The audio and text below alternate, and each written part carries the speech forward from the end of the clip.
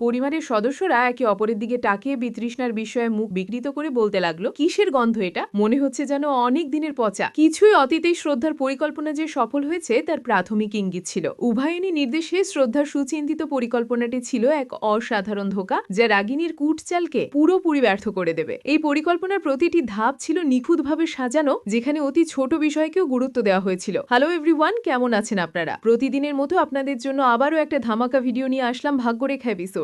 আজকের ভিডিওটিতে আমরা দেখতে চলেছি ভাগ্যরেখা ধারাবাহিক নাটকে দারুণ একটি এক্সপ্লেনেশন। পর্বের শুরুতেই আমরা দেখতে পাই সবকিছুই শুরু হয়েছিল সেই ক্ষুদ্র কিন্তু অত্যন্ত কার্যকর ডিভাইসটি সক্রিয় করার মাধ্যমে। শ্রদ্ধার নির্দেশ পেয়েই উভয়নী তা সক্রিয় করলেন, আর সেই মুহূর্তেই ঘরের শান্ত স্নিগ্ধ পরিবেশ বেশ নিমেষে পাল্টে গেল এক তীব্র অসহনীয় এবং গা গোলানো দুর্গন্ধের কালো মেঘে। সেই দুর্গন্ধ এতই তীব্র ছিল যে তা যেন শ্বাসরোধ করে ঘরের প্রতিটি কোণ গ্রাস করে ফেলল। এটি ছিল পচা সস্তা রাসায়নিকের এক বিদঘুটে মিশ্রণ, যা বাতাসের প্রতিটি অণুকে বিষাক্ত করে তুলেছিল। এই আকস্মিক এবং অপ্রীতিকর পরিস্থিতি পরিবারের সদস্যদের মধ্যে চরম বিরক্তি আর অস্বস্তি তৈরি করলো। কেউ কেউ কাশি শুরু করলো, কেউ বা দ্রুত রুমাল দিয়ে নাক ঢাকলো, কেউ কেউ বমি বমি ভাব অনুভব করতে লাগলো। আর এই অপ্রস্তুত পরিস্থিতি পুরো বাড়িতে একটা বিশৃঙ্খল পরিবেশ সৃষ্টি করলো। রান্নাঘর থেকে শুরু করে বসার ঘর পর্যন্ত প্রতিটি জায়গায় যেন দুর্গন্ধের এক অদৃশ্য দেওয়াল তৈরি হয়েছিল। এই অপ্রত্যাশিত বিশৃঙ্খলার মাঝে কড়া মেজাজের রাগিনী, যিনি সাধারণত কোনো পরিস্থিতিতেই বিচলিত হন না, তিনিও দ্রুত নিজেকে সামলে নিতে পারলেন না। এই অদ্ভুত এবং অস্বস্তিকর বন্ধে তার সমস্ত মনোযোগ বিক্ষিপ্ত হয়ে পড়ল। পরিস্থিতি এতটাই খারাপ হয়ে উঠল যে তিনি বাধ্য হলেন তার কর্মচারীদের এবং পরিবারের সকল সদস্যদের মাস্ক পরার নির্দেশ দিতে।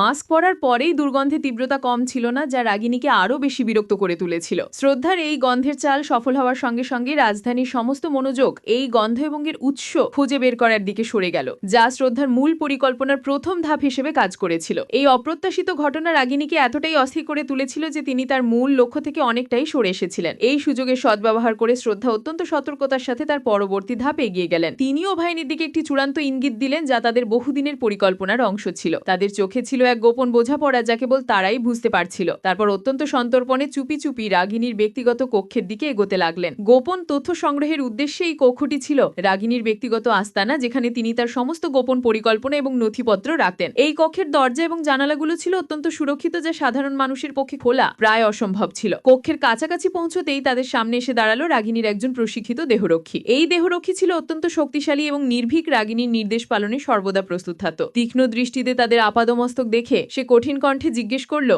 এই তোমরা এখানে কি করছো? এদিকে নিশায় দেহরক্ষীর সন্দেহ ভরা প্রশ্নে শ্রদ্ধার উভয়নিশ এক মুহূর্ত অপেক্ষা না করে দ্রুততার সাথে তাকে জাপটে ধরলেন। শুরু হলো তাদের মধ্যে তুমুল শারীরিক ধস্তাধস্তি। এই সংঘর্ষ এতটাই তীব্র ছিল যে ঘরের একটি সুন্দর ফুলদানি মেঝেতে পড়ে চুরমার হয়ে গেল। কাঁচের ভাঙার শব্দে আরো উত্তেজনা বাড়ে, কিন্তু তারা থেমে যাওয়ার পাত্র ছিল না। তাদের লক্ষ্য ছিল স্পষ্ট, রাগিনীর গোপন তথ্য বের করা। অবশেষে সমস্ত শক্তি ও কৌশল ব্যবহার করে শ্রদ্ধা এবং উভয়নী অত্যন্ত নিপুণভাবে কার্ডটিকে কাবু করলেন এবং সে জ্ঞান হারিয়ে মেঝেতে লুটিয়ে পড়ল। হাঁপাতে হাঁপাতে শ্রদ্ধা বললেন, প্রথম বাধা পার হলো। উভয়নী নিশ্চিত করলেন ধোকার চালে রাগিনীর প্ল্যান ভেস্তে দেওয়ার প্রথম ধাপ সফল। এখন আমাদের মূল কাজ। তাদের চোখে মুখে ছিল বিজয়ের ঝলক, কিন্তু তাদের আসল কাজ তখনও বাকি ছিল। রাগিনীর কক্ষ থেকে গুরুত্বপূর্ণ নথি খুঁজে বের করা, যা তাদের প্রতিশোধের জন্য অপরিহার্য ছিল। ভাগ্যরেখা সিরিয়ালটি আপনি কোথা থেকে দেখেছেন? আপনার নাম কমেন্ট বক্সে লিখে জানাবেন। আমরা পরবর্তী আপডেট ভিডিওর মধ্যে আপনার নাম পড়ে শোনাবো। স্কিপ না করে ভিডিওটি সম্পূর্ণ দেখার অনুরোধ রইল। এদিকে নিজের ব্যক্তিগত কক্ষে বসে থাকা রাগিনী তখন চরম ক্রুদ্ধ ও হতাশায় নিমজ্জিত। দুর্গন্ধের কারণে তার মনোযোগ একদিকে বিক্ষিপ্ত হলেও তার মাথার মধ্যে কিলবিল করছিল কীর্তি আর বরুণকে নিয়ে তার শেষ চালের পরিকল্পনা। তিনি মনে মনে দৃঢ় প্রতিজ্ঞা করেছিলেন যে আজই তিনি তাদের জীবন থেকে চিরতরে সরিয়ে দেবেন। কর্মচারীদের ব্যর্থতায় তিনি রাগে উচ্চস্বরে ঘোষণা করলেন,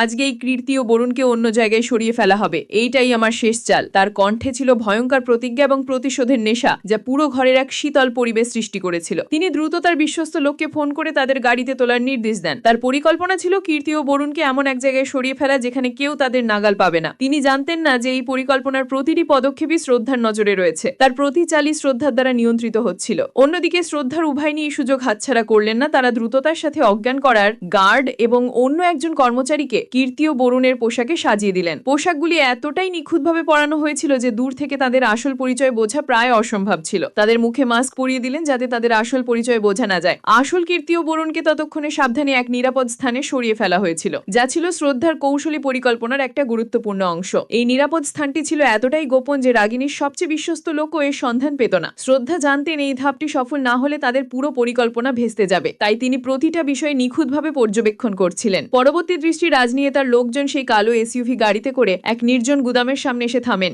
রাগিনী চোখে মুখে তখন বিজয়ের হাসি, কারণ তিনি মনে করেছিলেন যে তার পরিকল্পনা সফল হয়েছে এবং কীর্তি ও বরুণ তার হাতে ধরা পড়েছে। গুদামটি ছিল শহরের এক কোণে, যেখানে জন্মানবী খুব কমই যেত। আত্মবিশ্বাসের সাথে নিজে গিয়ে মুখোশ পরা লোক দুটির মুখোশ খোলেন বিজয়ের চূড়ান্ত মুহূর্তে সাক্ষী হতে। কিন্তু মুখোশ খোলার সাথে সাথে তার মুখ থেকে সমস্ত হাসি নিমেষে উড়ে যায়। তিনি দেখেন গাড়ির ভিতরে বরুণ ও কীর্তির বদলে বসেছিল তাদেরই অজ্ঞান করে দেওয়া গার্ড এবং অন্য একজন কর্মচারীটি। এই অপ্রত্যাশিত দৃশ্য দেখে হতভাগ রাগিনী চরম অবিশ্বাস, হতাশা আর ক্ষোভে চিৎকার করে ওঠে, এ কি করে সম্ভব? আমার লোকেরা এখানে কেন? কীর্তি ও বরুণ কোথায়? তার কণ্ঠে ছিল চরম বিস্ময় এবং পরাজয়ের সুর। তার দীর্ঘদিনের পরিকল্পনা, তার সমস্ত কুটচাল যেন এক নিমেষে ভেঙে চুরমার হয়ে গিয়েছিল। এই মুহূর্তে তিনি বুঝতে পারেন যে শ্রদ্ধা তার বুদ্ধি ও ধোঁকার চালে তার সমস্ত প্ল্যান চূড়ান্তভাবে ভেস্তে দিয়েছেন। এটি ছিল রাগিনী জীবনের সবচেয়ে বড় পরাজয়। তিনি শ্রদ্ধার বুদ্ধিমত্তার কাছে হেরে গিয়েছিলেন। এই চরম বিজয়ের মাধ্যমে শ্রদ্ধা অবশেষে রাগিনীর হাত থেকে বরুণ ও কীর্তিকে উদ্ধার করতে সক্ষম হয়। উদ্ধারের পর কীর্তি দুর্বল হয়ে অজ্ঞান হয়ে পড়লে অশ্রদ্ধা প্রচেষ্টায় তার জ্ঞান ফেরে। শ্রদ্ধার দ্রুত চিকিৎসায় কীর্তি সুস্থ হয়ে ওঠে। এরপর দুই বোনের মধ্যে সামান্য কথা কাটাকাটি হলেও সেই বিশাল বিপদ তাদের সম্পর্ককে আরো দৃঢ় করে এবং তারা প্রতিজ্ঞা করে যে এখন থেকে আমরা পরিবারের সবাই মিলে একসঙ্গে ওই রাগিনীর বিরুদ্ধে লড়াই করব।